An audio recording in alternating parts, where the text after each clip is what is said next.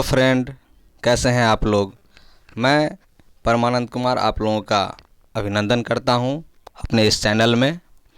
आप देख रहे हैं कि स्क्रीन पर पर्यावरण अध्ययन सीटेट लिखा हुआ है और मैं आप लोगों को सीटेट के लिए ईवीएस पर्यावरण अध्ययन के कुछ प्रश्नों को लेकर आया हूं। 30 प्रश्न लगभग हैं जो बहुत ही सुंदर प्रश्न हैं, जो एग्जामिनेशन में पूछने की बहुत ज़्यादा संभावना रहती है ऐसे प्रश्नों का।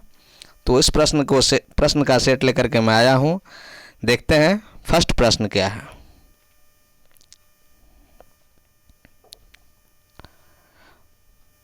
प्रथम प्रश्न है, निम्नलिखित में से कौन सा पक्षी दी गई विशेषताओं से मेल नहीं खाता है।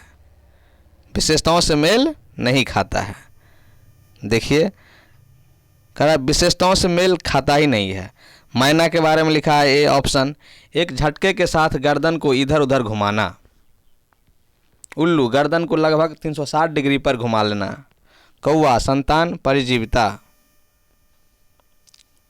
और नेक्स्ट ऑप्शन है आपका, तोता आवाज़ की नकल करता है। तो तोता के बारे में तो बात सही है कि आवाज़ की नकल करता है। तोता आवाज़ की नकल करता है, ये बात सही है। कौवा संतान परिजीविता, अच्छा ये गड़बड़ लग रहा है, इसलिए कि उल्लू जो है अपने गर्दन को 360 डिग्री पर घुमा लेता है और मैना एक झटके के साथ गर्दन को इधर उधर घुमाता है। ये भी हम लोग देखते हैं, यानी कि एक कौवा ही है जिसका संतान परिजीविता से विशेष मेल नहीं खाता है। कौवा परिजीविता क्यों नहीं खाता है? क्योंकि संतान परिजीविता कोयल में ही देखने को मिलता है। कोयल एक ऐसा प्राणी है, पक्षी है, जिसमें ये देखने को मिलता है।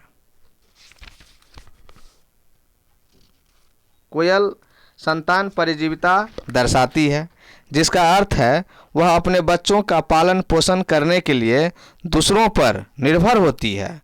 वह अपने अंडे कौवे के घोंसले में देती है। उल्लू अपने सिर को लगभग 360 डिग्री तक घुमा सकता है। वह ऐसा इसलिए कर सकता है क्योंकि वे अपनी गर्दन को काफ़ी पीछे तक मोड़ सकता है। और मैना अपने गर्दन को एक झटके के साथ इधर से उधर कर सकता है, आगे पीछे कर सकता है। और तोता और मैना जो है हम लोगों की आवाज़ की नकल भी करता है। तो इस प्रकार से हम यह कह सकते हैं कि कौवा संतान परिजीविता का उदाहरण नहीं है, उसके साथ मेल नहीं खाता है। और हम नेक्स्ट क्वेश्चन की ओर चलते हैं।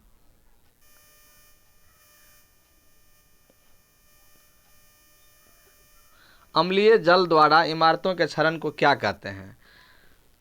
वर्षा के दिनों में आप देखते हैं कि अम्लीय जल पहले होता क्या है, तो आप इसको समझें कि जब बारिश होती है और सड़क पर चलने वाली गाड़ियों के ईंधन से जो पेट्रोल जलता है, डीजल जलता है, उसमें से गैस निकलता है, sulphur dioxide gas, carbon dioxide, carbon monoxide gas, और वो पर्यावरण में जा कर के, हमारे वातावरण में जा कर के वो क्या होता है कि वर्षा से प्रतिक्रिया करके, जल से प्रतिक्रिया करके H2SO4 बना देता है। यानी कि H2SO4 सल्फ्यूरिक अम्ल होता है। H2SO4 आपको मैं बता दूं कि ये सल्फ्यूरिक एसिड है। H2SO4 H2SO4 क्या बनाता है? सल्फर डाइऑक्साइड निकलता है और वो जल से रिएक्शन करने के बाद H2SO4 बनाता है। और जैसे H2SO4 बनाता है तो ये H2SO4 सल्फ्यूरिक एसिड क्या करता है, आपको जैसे ताजमहल है तो ताजमहल की सुंदरता को खराब करता है। व्हाइट संगमरमर से बना हुआ कोई पदार्थ है, कोई चीज़ है, कोई इमारत है, तो उस इमारत को ये क्या करता है? डैमेज करता है। धीरे धीरे उसके लाइटनेस में कमी आ जाती है। तो हम अम्लीय जल द्वारा इमारतों के क्षरण को क्या कहेंगे? तो स्टोन कैंसर कहेंगे। स्टोन कैंसर कहेंगे। इसको मैं रेक्टेंगल में ऐसे बंद कर दे रहा हूँ। अपर्दन मिट्टी के साथ होता है, अपक्षा या अनक्षादन, ये सब मिट्टी के साथ होता है। स्टोन मतलब पत्थर होता है और पत्थर का कैंसर होता है, यानी कि इमारतों का क्षरण को हम स्टोन कैंसर कह सकते हैं। अब नेक्स्ट क्वेश्चन की ओर हम चलते हैं। वह प्रक्रिया जिसमें फूल का वर्तिकाग्र दूसरे फूल के पुकेसर पराग प्राप्त कर फलों का निर्माण करता है, क्या कहलाता है? होता क्या है कि प्रक्रिया एक ऐसा प्रोसेस ये है जो एक फूल से दूसरे फूल तक तितली या मधुमक्खी उड़ करके जाती है और एक फूल का पराग को दूसरे फूल के पराग फूलों पर रखती है, जिससे एक फूल के स्त्री केसर और दूसरे फूल के पुरुष पुकेसर बोलते हैं उसके साथ में संपर्क होता है और मेल फीमेल का वहाँ भी प्रक्रिया होती है, प्रोसेस होता है और फलों का निर्माण होता है। तो इस प्रक्रिया को हम लोग बोलते हैं, निषेचन नहीं बोलते हैं, अंकुरण भी नहीं बोलते हैं। अंकुरण पेड़ पौधे में होता है, ये पुष्प की बात हो रही है, फूलों की बात हो रही है, फल का निर्माण भी नहीं कर सकते हैं। इस प्रक्रिया को हम परागन कहते हैं, क्योंकि पराग एक जगह से दूसरे जगह ले जाया गया है। ठीक है दोस्तों, अब नेक्स्ट क्वेश्चन की ओर हम चलते हैं। महानगरों में स्वास्थ्य संबंधी रोगों की अधिकता का क्या कारण है? महानगरों में, मेट्रोपॉलिटन सिटी में स्वास्थ्य संबंधी रोग होता है। क्यों होता है? क्योंकि वहाँ पर पर्यावरण आपका संतुलित नहीं है। पर्यावरण संतुलित क्यों नहीं है? सिंपल सा बात है, पर्यावरण का क्वेश्चन है और पर्यावरण वहाँ संतुलित नहीं है, क्योंकि वहाँ पर बहुत सारे गाड़ी चलते हैं, बस चलती है, ट्रक चलती है, धूल धुआं उड़ाते हुए, और वो पर्यावरण को क्या करता है? प्रदूषित करता है। जब पर्यावरण आपका प्रदूषित हो जाएगा तो सिंपल सा बात है कि वहाँ पर सांस लेने में हमको तकलीफ़ होगी, आप लोगों को तकलीफ़ होगी, जहाँ भी जो भी हम लोग वहाँ रहेंगे। तो अब देखते हैं कि वो ध्वनि प्रदूषण है या वायु प्रदूषण है या मृदा प्रदूषण है या जल प्रदूषण है। तो स्वास्थ्य संबंधी बात है, तो श्वास हम लोग हवा में लेते हैं और वायु प्रदूषण इसका कारण हो जाएगा। क्यों? क्योंकि हवा अगर प्रदूषित होगी तो हमको सांस लेने में प्रॉब्लम होता है। तो अब हम नेक्स्ट क्वेश्चन की ओर चलते हैं।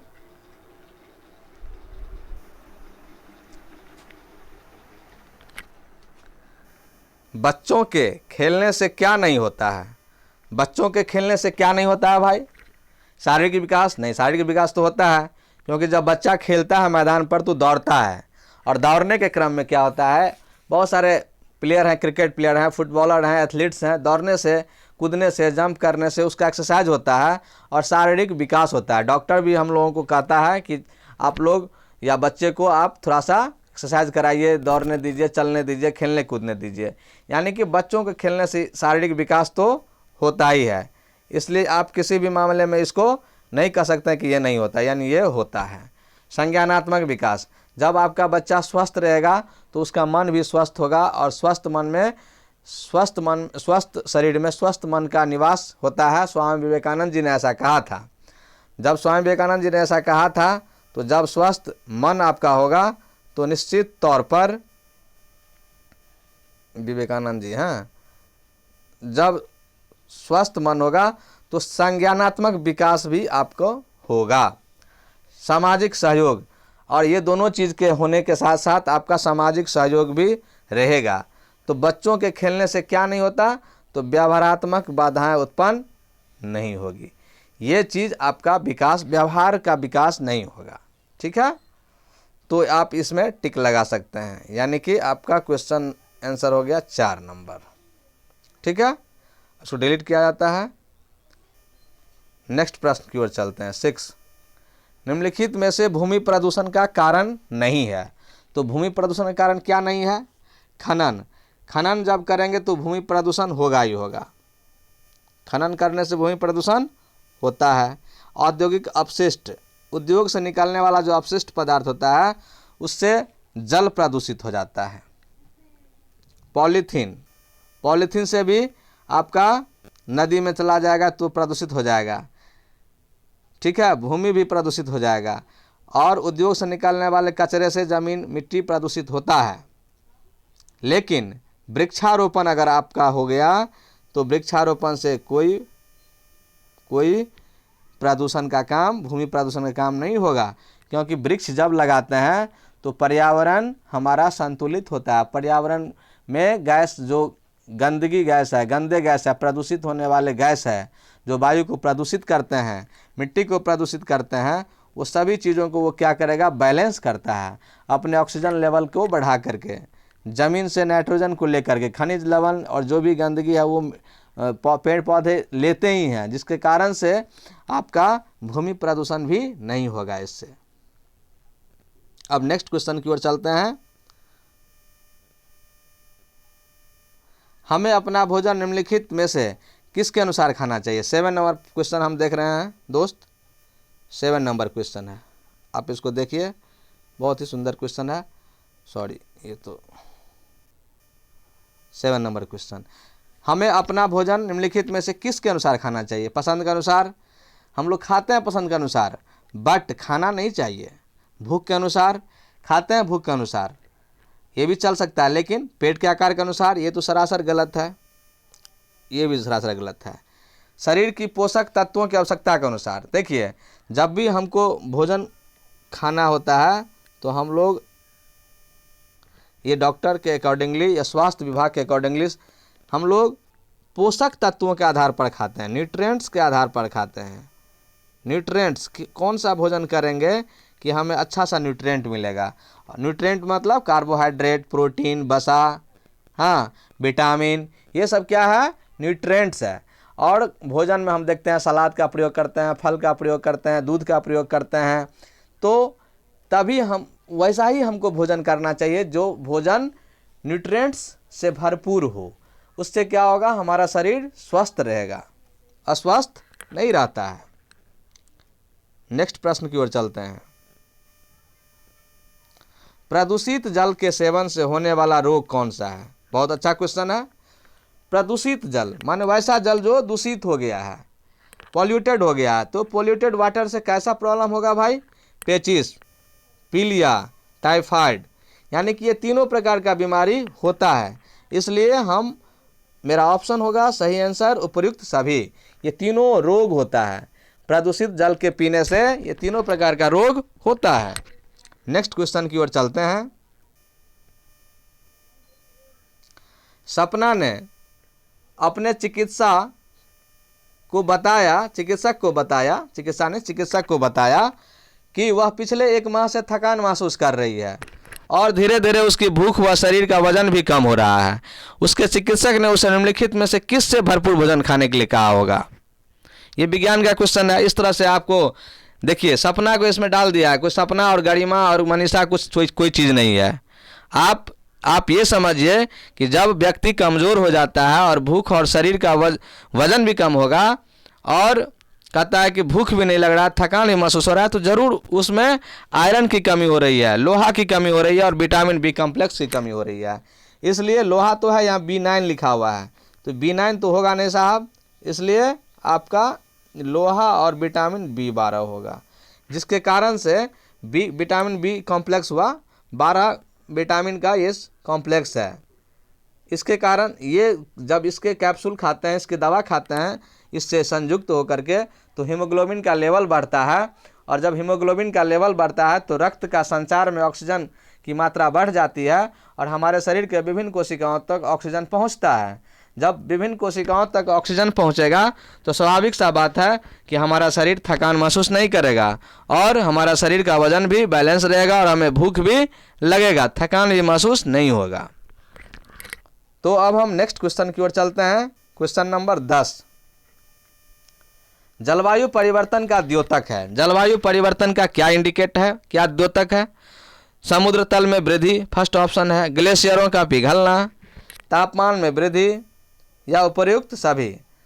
तो हम देखते हैं कि समुद्र तल में भी वृद्धि होगा, वो जलवायु को परिवर्तन का द्योतक है। ग्लेशियरों का पिघलना, बर्फ हिमालय पहाड़ पर जमा हुआ सारा का सारा बर्फ अगर पिघल जाए वो ग्लेशियर कहलाता है, तो वो भी पिघलेगा तो जलवायु में परिवर्तन होगा। यानी जलवायु में परिवर्तन हो रहा है, द्योतक है। कुछ न कुछ ऐसा परिवर्तन हुआ है कि हिमालय पर जमा हुआ बर्फ दोस्तों पिघल रहा है। तापमान में वृद्धि, अगर हम सूर्य के टेम्परेचर अचानक से बढ़ जाए तो कहीं ना कहीं मौसम में परिवर्तन, जलवायु में परिवर्तन हो गया है, जिसके कारण से सूर्य भी हमें प्रभावित कर रहा है। यानी कि हमारा ऑप्शन हो जाएगा 4, उपर्युक्त सभी। अब चलते हैं नेक्स्ट क्वेश्चन की ओर। इसे पॉज करके आप लोग नोट कर लें, और यदि पसंद आए मेरा वीडियो तो जरूर लाइक कमेंट करें दोस्त। नेक्स्ट क्वेश्चन, एक यात्री ने गुजरात से हैदराबाद जाने की योजना बनाई। एक यात्री ने गुजरात से हैदराबाद जाने की योजना बनाई, उसे किस हवाई अड्डे से उड़ान भरनी होगी और कहाँ उतरना होगा। देखिए दोस्त, ये क्वेश्चन जो है यूनिक क्वेश्चन है, जो सब इसका जवाब नहीं दे पाएगा, क्योंकि या तो जो यात्री को भूगोल का बहुत अच्छा जानकार होगा उसको ये जानकारी हो सकती है। एयरपोर्ट पे अगर गुजरात से कोई हैदराबाद गया हो तो उसको ये नॉलेज होगा, क्योंकि ये अंतर्राष्ट्रीय हवाई अड्डा और राष्ट्रीय हवाई अड्डा के बारे में जानकारी पर क्वेश्चन आधारित है, जो थोड़ा सा क्लिष्ट है। फिर भी आप लोग इसका आंसर देख लीजिए और याद कर लीजिए। इसका ऑप्शन 4 होगा, इसको आप याद ही कर लीजिए, इसके बारे में आप अध्ययन कीजिए थोड़ा सा। सरदार वल्लभ भाई पटेल अंतर्राष्ट्रीय हवाई अड्डा ये गुजरात में है, और यहाँ से बेगमपेट हवाई अड्डा जाना है जो हैदराबाद में है। इसलिए यात्री गुजरात से हैदराबाद जाने की जब योजना बनाएगी तो इस तरह का अंतर्राष्ट्रीय हवाई अड्डा से उसको उड़ान भरना होगा। चलिए नेक्स्ट क्वेश्चन की ओर चलते हैं। 12 नंबर क्वेश्चन है, सल्फर डाइऑक्साइड तथा कार्बन मोनोऑक्साइड। 12 नंबर क्वेश्चन है, सल्फर डाइऑक्साइड यानी कि SO2 और carbon monoxide CO, carbon monoxide हो गया। ये जो है क्या चीज़ का कारक है भाई, ये क्या चीज़ का कारक है। इसको ऐसे मतलब लाइनिंग कर दो, इसलिए ये अलग गैस है, SO2 अलग गैस है, CO अलग गैस है। चूँकि ये आपका वायु में रहता है, वायु को ही प्रदूषित करता है ये गैस, तो हम इसमें डायरेक्ट, ये बहुत इजी क्वेश्चन है, वायु प्रदूषण इससे होगा, क्योंकि ये गैस है और गैस हवा में मिल करके ही हवा को दूषित करता है, प्रदूषित करता है। तो अब नेक्स्ट क्वेश्चन की ओर चलेंगे हम लोग। किसान, 13 नंबर क्वेश्चन है, देख रहे हैं स्क्रीन पर आप। किसान अपने खेतों के पास मधुमक्खियों का पालन क्यों करते हैं, क्यों पालते हैं। तो बहुत ही अच्छा क्वेश्चन है। अतिरिक्त आय के लिए, परागण के लिए, फूलों में शहद को कम करने के लिए, शाकाहारी पशुओं से सुरक्षा के लिए। चार ऑप्शन दिया है, इसमें भी आंसर का भी ऑप्शन दिया है कि 2 आंसर इसमें होना है, 1 या 3, 1 और 2, 2 और 4 और 1 और 4। तो आप ये समझ लीजिए कि जब किसान अपने खेतों के पास मधुमक्खी को पालते हैं तो इनका 2 बेनिफिट होता है। ये दोनों बेनिफिट है कि अतिरिक्त आय के लिए वो चाहते हैं कि ऐसा हो, और परागण का प्रोसेस के लिए करते हैं। इसलिए ये आपका 1 और 2 आंसर होना है, इसलिए आपका ये 1 और 2 ग्रीन वाला सही होगा। अब 14 नंबर क्वेश्चन की ओर हम चलते हैं दोस्त। शोर प्रदूषण के कृत्रिम अथवा मानव निर्मित स्रोत हैं। शोर प्रदूषण जो साउंड पोल्यूशन हुआ, हल्ला जो होता है, तो क्यों होता है। उद्योग धंधे व मशीन, उद्योग धंधे से भी तो आवाज़ निकलती है, हर हर हर का आवाज़ निकलता है मशीन से। वाहन के साधन यानी कि जब बाइकिल, मोटरसाइकिल ये सब जो चलते हैं, एरोप्लेन, तो रॉकेट, ये सब से साउंड क्रिएट होता है जो हमारे वायुमंडल को शोर प्रदूषण कर देता है। तो ये भी चलेगा कि भाई निर्मित स्रोत हैं। सामाजिक क्रियाकलाप में हो हल्ला, बहुत सारा वर्क है। हाँ, तो बहुत सारे वर्क के माध्यम से भी, जैसे सामाजिक क्रियाकलाप में शादी होती है, साउंड बॉक्स बजता है, डीजे पे डांस होता है, तो बहुत सारा साउंड पोल्यूशन वहाँ होता है। तो हम सामाजिक क्रियाकलाप के माध्यम से भी हम क्या करते हैं, शोर प्रदूषण कर रहे हैं। यानी कि इस क्वेश्चन के अंतर्गत जो आंसर है वो आपका ऑप्शन नंबर 4 हो जाएगा, जिसको ग्रीन कलर से मैंने कलर भी किया है, ये आपका आंसर हो जाएगा।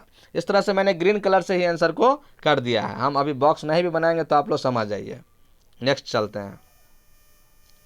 भारत के किस राज्य की सबसे लंबी सीमा बांग्लादेश के साथ लगती है। ये भी क्वेश्चन क्रिटिकल है, बीपीएससी लेवल का क्वेश्चन ये क्वेश्चन हो जाता है आपका, क्योंकि किस राज्य की सबसे लंबी सीमा बांग्लादेश के साथ लगती है। तो ये बांग्लादेश से संबंधित है, पश्चिमी बंगाल जुड़ा हुआ है और पश्चिमी बंगाल की सीमा 2000 से लगभग ऊपर 172 किलोमीटर के आसपास है। तो इसलिए हम इस क्वेश्चन को देख सकते हैं, क्योंकि पश्चिम बंगाल जो है वह राज्य है जिसकी सबसे लंबी सीमा बांग्लादेश से लगती है और इसकी लंबाई 2217 किलोमीटर है। तो इसलिए 2217 किलोमीटर भारत के पश्चिम बंगाल राज्य की सबसे लंबी सीमा बांग्लादेश से लगती है। तो आप पश्चिम बंगाल में टिक लगा सकते हैं। अब नेक्स्ट क्वेश्चन 16 नंबर क्वेश्चन है, उसकी ओर हम चलते हैं।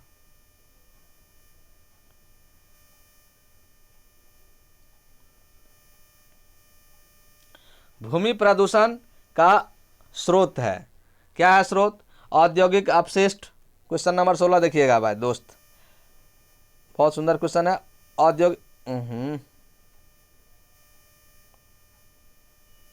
औद्योगिक अपशिष्ट, घरेलू अपशिष्ट, कृषि अपशिष्ट। तो भूमि प्रदूषण जो है तीनों कारण से होता है। कृषि अपशिष्ट, कृषि से निकलने वाला जो धान का नार होता है या जो भी पदार्थ अपशिष्ट पदार्थ निकलता है उससे हम जमीन पर ही फेंकते हैं, तो वो जमीन प्रदूषण होगा ही, मिट्टी प्रदूषण होगा। औद्योगिक अपशिष्ट, उद्योग से निकलने वाले कचरे को हम भी जमीन पर फेंकते हैं, मिट्टी में डाल देते हैं कहीं कहीं, तो उससे भी मिट्टी का ही लॉस हो रहा है, मिट्टी प्रदूषित हो रही है, भूमि प्रदूषित हुआ। और घरेलू अपशिष्ट, घर से निकलने वाले कचरा भी हम कहीं फेंक देते हैं। सॉरी दोस्त। तो जनरली सभी प्रकार का तीनों कारक जो है वो भूमि प्रदूषण का ही है, इसलिए ग्रीन वाला जो आपका आंसर है वो सही है, इसमें ही आप टिक लगाएंगे। अब नेक्स्ट क्वेश्चन की ओर चलते हैं। 17 नंबर क्वेश्चन, कितने डेसिबल से अधिक ध्वनि का श्रवण शक्ति पर विपरीत प्रभाव होने लगता है? यानी कि हम जब किसी साउंड का यूनिट मापते हैं किस चीज़ में, तो डेसिबल में। तो यहाँ डिफरेंट दिया हुआ 80 डेसिबल, 50 डेसिबल, 110 डेसिबल और 150 डेसिबल। तो कितने डेसिबल से अधिक ध्वनि का श्रवण शक्ति पर विपरीत प्रभाव पड़ता है? तो ये 80 डेसिबल, 80 dB, 80 डेसिबल साउंड से अधिक ध्वनि सुनेंगे साउंड हम लोग, तो हमारा कान खराब हो सकता है, इसलिए हमारा आंसर 1 नंबर होगा। अब नेक्स्ट क्वेश्चन की ओर चलते हैं, बहुत सुंदर क्वेश्चन है, ये NCF 2005 से है। सतत एवं व्यापक मूल्यांकन में व्यापक किसका प्रतिनिधित्व करता है? व्यापक का मतलब होता है एडवांस, बहुत ज़्यादा, उसको क्या कहेंगे, बहुत एक्सक्लूसिव, ज़्यादा। तो अधिगम के लिए आकलन, आकलन हेतु अधिगम, अधिगम में आकलन और अधिगम का आकलन। तो यह क्वेश्चन जो है आपका अधिगम का आकलन ही होना चाहिए इस क्वेश्चन का आंसर, और यह बहुत ही सुंदर क्वेश्चन है। सतत एवं व्यापक मूल्यांकन में व्यापक अधिगम के आकलन का प्रतिनिधित्व करता है। इसे एक निर्धारित समय के बाद किया जाता है। यह बालक की उन्नति और प्रगति का मापन भी करता है, इसलिए आंसर आपका 4 ऑप्शन सही होगा। अब अगला क्वेश्चन चलते हैं। डेसिबल मात्रक, अभी बताया है, ध्वनि का मापने का मात्रक है, आगे पढ़ने का आवश्यकता ही नहीं है ऑप्शन को। चलिए अगला क्वेश्चन चलते हैं। निम्नलिखित में से किस प्रकार के प्रश्नों को मुक्त प्रश्न कहा जाता है? मुक्त, खुला प्रश्न। मुक्त का मतलब खुला होता है, और आंसर में भी देखिए लिखा हुआ है खुला और अंत। तो आप बहुवैकल्पिक में नहीं टिक लगाएंगे, क्योंकि मुक्त मतलब खुला होता है, बहुवैकल्पिक नहीं हुआ, मिलान करना भी नहीं हुआ, सत्य और सत्य भी नहीं है, तो ये खुला अंत हुआ। कैसे? तो खुले अंत वाले प्रश्न विषयात्मक प्रश्न होते हैं। ये थोड़ा गलत लिखा हो गया, विषयात्मक प्रश्न होते हैं। देखिए पिंक कलर में लिखा हुआ है, जिनका उत्तर कुछ सृजनात्मक तरीके से दिया जा सकता है, उन्हें स्वतंत्र प्रकार के प्रश्न भी कहा जाता है। खुला अंत प्रश्न जो होता है वो विषयात्मक होता है, लघु उत्तर ये, उत्तर दीर्घ उत्तर ये। तो हम लोग क्या करते हैं, सोच करके अपना जवाब देते हैं, और सृजनात्मक तरीके से मतलब सोच करके, मंथन करके, चिंतन मनन करके वो क्वेश्चन का जवाब हम दे सकते हैं। ऑब्जेक्टिव में तो देना होगा जो करेक्ट है वही, उसमें भी देंगे, लेकिन तरीका अलग हो सकता है। हम कुछ और ज़्यादा लिख सकते हैं, कुछ कम लिख सकते हैं। तो नेक्स्ट क्वेश्चन चलते हैं 21 नंबर। मैंने बहुत मेहनत किया दोस्तों, ज़रूर लाइक और कमेंट कीजिएगा। मैंने आप लोगों को अच्छा से स्टडी मटेरियल प्रोवाइड करने के लिए बहुत प्रयास किया, सीखा है, खुद से मेहनत किया। अभी भी मैं परफेक्ट नहीं हो पा रहा हूँ। जल प्रदूषण के नियंत्रण का क्या उपाय है? 4 उपाय दिया गया है, उसको पढ़िए। अपशिष्टों को जल स्रोतों में विसर्जित ना किया जाए। बहुत अच्छा बात है कि अगर कोई गंदगी कहीं से आ रहा है तो जल स्रोत में उसको नहीं डाला जाए। जल प्रदूषण के नियंत्रण का ये उपाय है, ऐसा हो रखना चाहिए, ऐसा होना चाहिए, तो जल प्रदूषित नहीं होगा। तालाब में नहीं डालेंगे, नदी में नहीं डालेंगे गंदे पदार्थ को, ठीक है। उपचारित गंदे पानी का उपयोग सिंचाई में किया जाए, खेतों में कर देंगे, ठीक है, ये भी उपाय सही है। मृत मानव एवं पशुओं को जल में ना बहाया जाए। यदि कोई इंसान मर गया है, डेड बॉडी है, और पशु का डेड बॉडी है, तो निश्चित तौर पर यदि हम उसको पानी में बहा देंगे, तालाब में डाल देंगे, नदी में डाल देंगे, तो वो जल प्रदूषित हो जाएगा, वहाँ की सारी मछलियाँ मर सकती है। और वहाँ का जल अगर तालाब में जाएगा, किसी गांव में जाएगा, तो वहाँ का लोग अफेक्टेड हो सकता है, प्रभावित हो सकता है। इसलिए जल प्रदूषण तो नहीं रुक पाया, तो इसलिए जल में ना डाला जाए। यानी कि यहाँ का चारों ऑप्शन आपका ग्रीन वाला सही है, इसमें टिक लगाएंगे। चलिए नेक्स्ट प्रश्न की ओर चलते हैं। कक्षा में प्रश्न पूछने का मुख्य उद्देश्य क्या है? यानी बच्चों से 1 to 5 के बच्चों के लिए बात हो रही है। विद्यार्थियों में जिज्ञासा को बढ़ाना, प्रत्येक विद्यार्थी की बुद्धि को स्तर की जांच करना, विद्यार्थियों को उनकी बुद्धि के स्तर का ज्ञान करवाना, विद्यार्थियों में प्रत्येक प्रश्न का उत्तर देने के लिए प्रोत्साहित करना। देखिए, कक्षा में जो प्रश्न टीचर पूछते हैं बच्चों से, उसका एक ही मकसद होता है, विद्यार्थियों में जिज्ञासा को बढ़ाना। विद्यार्थियों में जिज्ञासा को बढ़ाना। बच्चे में जिज्ञासा उत्पन्न हो गया तो बच्चा आगे बढ़ जाएगा। यानी कि बच्चे का पहला जिज्ञासा होना चाहिए, इसलिए प्रश्न पूछ करके उसकी जिज्ञासा को जगाया जाता है। तो ये उद्देश्य होता है शिक्षकों को प्रश्न पूछने का। अब चलते हैं नेक्स्ट क्वेश्चन की ओर। 23 नंबर क्वेश्चन जल प्रदूषण से संबंधित है। बहुत सारा क्वेश्चन जल प्रदूषण से चल रहा था, अभी भी फिर आ गया। जल प्रदूषण का मानवीय स्रोत क्या है? यानी मानव के द्वारा क्या जल प्रदूषण करने का कौन सा कारक है?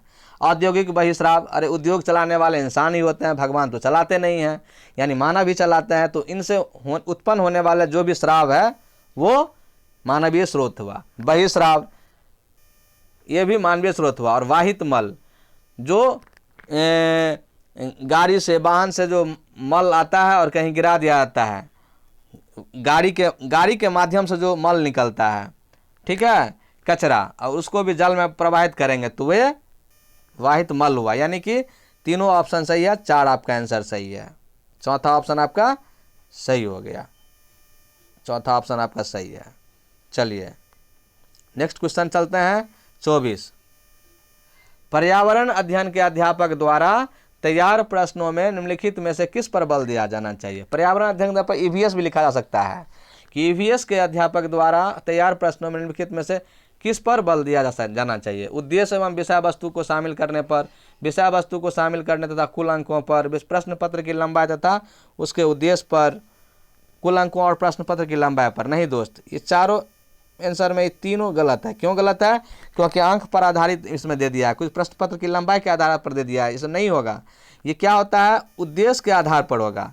उद्देश्य और विषय वस्तु को शामिल करने पर बच्चों पर बल दिया जाता है। उसको अंक की जानकारी अभी नहीं दिया जाता है प्राइमरी सेक्शन में, क्योंकि उसका जो जानकारी हो अच्छा से हो। क्वेश्चन कहाँ चला गया? हाँ, तो उद्देश्य एवं विषय वस्तु को शामिल करने पर, ये दोस्त ये क्वेश्चन आपका है और इसका आंसर आपका पहला वाला हो गया। अब नेक्स्ट क्वेश्चन की ओर चलते हैं दोस्त। 25 नंबर क्वेश्चन निम्नलिखित में से जीवन प्रक्रियाओं का कौन सा युग में पेड़ पौधे युग्म होगा? यहाँ पे युग नहीं होगा दोस्त, युग्म होगा। यहाँ पर ये मेरा मिस्टेक है, युग्म होना चाहिए, युग्म में पेड़ पौधों और जीव जंतुओं दोनों में मिलता है। तो भाई ये क्या मिलता है? वृद्धि, प्रजनन, वृद्धि और योजन बनाना, प्रजनन और योजन बनाना, प्रजनन और अंकुरन। देखिए दोस्त, अंकुरन पेड़ पौधे में होता है लेकिन मनुष्य में नहीं होता है। यहाँ पर जीव जंतुओं की भी बात है, जानवरों में अंकुरन नहीं होता है, इसलिए आपका 4th नंबर ऑप्शन गलत हो गया। प्रजनन एवं योजन बनाना, प्रजनन तो होता है पर योजन बनाना नहीं होता है दोनों में, इसलिए ये भी गलत हो गया आपका, क्रॉस। ठीक है, वृद्धि एवं योजन बनाना ये भी आपका सही नहीं है। वृद्धि एवं प्रजनन ये पौधे में भी होता है और जीव जंतुओं में भी होता है, इसलिए आपका ऑप्शन 1 सही है। 1 में आप टिक लगा सकते हैं। अब नेक्स्ट क्वेश्चन की ओर चलते हैं, इसको स्क्रीनशॉट मार के भी आप रख सकते हैं। चलिए नेक्स्ट, या डाउनलोड कर लीजिए वीडियो को। 26 नंबर प्रश्न है, पर्यावरण अध्ययन के शिक्षण निम्नलिखित में से कौन सा शिक्षा शास्त्रीय विधि सबसे उपयुक्त है? यहाँ पर किरण नहीं होकर निम्नलिखित होना चाहिए था। थोड़ा सा ये भी मिस्टेक है हमसे, यहाँ पर जो लिखा हुआ अभी तो फर्स्ट ये क्वेश्चन बना है, गलत हो गया है, कोई बात नहीं है, हम लोग पढ़ते हैं। पर्यावरण अध्ययन के शिक्षण निम्नलिखित में से कौन सा शिक्षा शास्त्रीय विधि, ओहो, पर्यावरण अध्ययन को किस विधि से हम पढ़ाएंगे उपयुक्त होगा? व्याख्यान प्रस्तुत करेंगे प्राइमरी स्कूल में, प्राइमरी सेक्शन में? नहीं। अंक पर आधारित देंगे शिक्षण? नहीं। व्याख्यान तो नहीं देंगे। चलिए तीनों कैंसिल। अवलोकन एवं प्रयोग विधि, हम बच्चे को किसी चीज़ का अवलोकन करने के लिए देते हैं। ये पेड़ है, ये पौधा है, देखो ये पत्ता है, ये किस चीज़ का पत्ता है, ये किस चीज़ का पौधा है, तो उसको दिखाएंगे जब क्लास में, यानी अवलोकन कराएंगे और कोई प्रयोग कराएंगे उस पर आधारित, तो उसके पास उसको मेमोरी में ज़्यादा सेट होगा और उसका स्मरण शक्ति भी ज़्यादा बढ़ेगा। यानी कि यह विधि, पहला विधि जो है उत्तम है बच्चों को पढ़ाने के लिए। तो इसको आप देख लीजिए, इसको ये कर दीजिए, हाँ लॉक कर दीजिए, इसको आंसर कर लीजिए। अब 27 नंबर क्वेश्चन पर चलते हैं। वायु प्रदूषण का दुष्प्रभाव क्या है? क्या बैड इफेक्ट है वायु प्रदूषण का? एयर पॉल्यूशन का बैड इफेक्ट क्या है? मानव स्वास्थ्य पर प्रभाव पड़ता है, ये तो पड़ता है। वनस्पति पर प्रभाव, ये भी पड़ता है। जीव जंतु एवं कीटों पर प्रभाव, भाई तो तीनों सही है। क्यों? क्योंकि हमारे मनुष्यों के साथ साथ हम सभी पर इसका प्रभाव पड़ता है, इसलिए आंसर उपयुक्त सभी में टिक लगाएंगे आप लोग। लेकिन मैं ऐसे ब्रैकेट चारों रेक्टेंगल में बंद कर दिया हूँ बॉक्स में, ये तीनों सही है। इसके कारण से पहला, दूसरा, तीसरा आंसर सही है इसमें, ये पहला और दूसरा, तीसरा आंसर सही है, इसलिए हमारा 4 आंसर होगा उपयुक्त सभी। ठीक है, अब नेक्स्ट क्वेश्चन की ओर चलते हैं। 28, निम्नलिखित में से कौन सी चर्चा विधि की कमी है? चर्चा विधि की कमी है। अच्छा, चर्चा विधि करेंगे उसमें कमी होगा। बहुत अच्छा क्वेश्चन है। निम्नलिखित में से कौन सी चर्चा विधि की कमी है? सामूहिक कार्य की आदत का विकास, कम सक्रिय विद्यार्थियों को सुरक्षा प्रदान करना, विद्यार्थियों में समस्या समाधान के कौशलों का विकास, गलत उपागमों, विचारों व अवधारणाओं के लिए आलोचना का अवसर प्रदान करना। देखिए, जब चर्चा विधि होता है, किसी भी क्लास में डिस्कशन होता है, तो बहुत सारे बच्चे उपलब्ध नहीं होते हैं, बहुत सारा बच्चा उस क्लास में भाग नहीं लेता है। क्यों? क्योंकि वो चर्चा से डरता है, डर लगता है। और चर्चा विधि में कई बार सभी विद्यार्थी भाग नहीं लेते हैं डर से, इसलिए इससे कम सक्रिय विद्यार्थी सुरक्षित हो जाते हैं। और कम विद्यार्थी जब सुरक्षित हो जाते हैं तो ये ऑप्शन आपका 2 सही है। 2 में आप टिक लगाएंगे, मैंने ग्रीन कलर किया हुआ है, 2 में टिक लगाएंगे। कम सक्रिय विद्यार्थियों को सुरक्षा प्रदान करना। चलिए नेक्स्ट 29 नंबर क्वेश्चन। चेरनोबिल परमाणु संयंत्र का रिसाव किस देश में हुआ था? चेरनोबिल, ये देखिए, ये इतिहास से उठाया गया क्वेश्चन है, जो करंट अफेयर्स होता है। ये रूस में था, रूस में हुआ था परमाणु संयंत्र चेरनोबिल, रूस में है। और रूस आंसर भी आपका है यहाँ पर ऑप्शन में, इसको टिक लगा लीजिए, इसमें कोई माथापच्ची करने वाला नहीं है। निम्नलिखित में से कौन सा प्राथमिक स्तर पर ईवीएस के आकलन के लिए परिचित सूचक है? निम्नलिखित में से प्रश्न 30 है, देखिए लास्ट क्वेश्चन है, अंतिम क्वेश्चन मेरे सेट का। निम्नलिखित में से कौन सा प्राथमिक स्तर पर ईवीएस यानी कि पर्यावरण अध्ययन के, इन्वायरमेंटल साइंस के आकलन के लिए परिचित सूचक नहीं है? नहीं है। देखिए कभी कभी क्या होता है, हम लोग क्वेश्चन को पूरा नहीं पढ़ पाते हैं और परिचित सूचक है मैं टिक लगा देंगे, ऐसा नहीं है, नहीं है दिया हुआ है। यानी परिचर्चा तो है, अभिव्यक्ति भी है ईवीएस के आकलन के लिए, वर्गीकरण भी है, लेकिन स्मरण नहीं है, इसलिए हम लोग स्मरण में टिक लगा देंगे। यानी कि आपका आंसर हो गया, करेक्ट आंसर स्मरण। और दोस्तों, इसी के साथ मैं परमानंद कुमार आपको थैंक यू कर रहा हूँ, धन्यवाद दे रहा हूँ कि आपने मेरा ये वीडियो वॉच किया। और मैं आपसे गुजारिश भी करूँगा कि कृपया मेरे इस वीडियो को, वाचिंग स्टडी वीडियो को लाइक करें, कमेंट्स करें और शेयर करें। और सैल्यूट, जय हिंद, जय भारत। और बेस्ट ऑफ लक, आप लोगों का सीटेट क्वालिफाइड हो। आप लोग, मैं एक शिक्षक हूँ, इसलिए शिक्षक होने के नाते आप लोगों को ये शिक्षक बनने के लिए, आप लोगों को शिक्षक बनने के लिए प्रेरणा भी दे रहा हूँ कि आप शिक्षक बनिए। आइए, विभिन्न विद्यालयों में आपका वेलकम है। Thank you.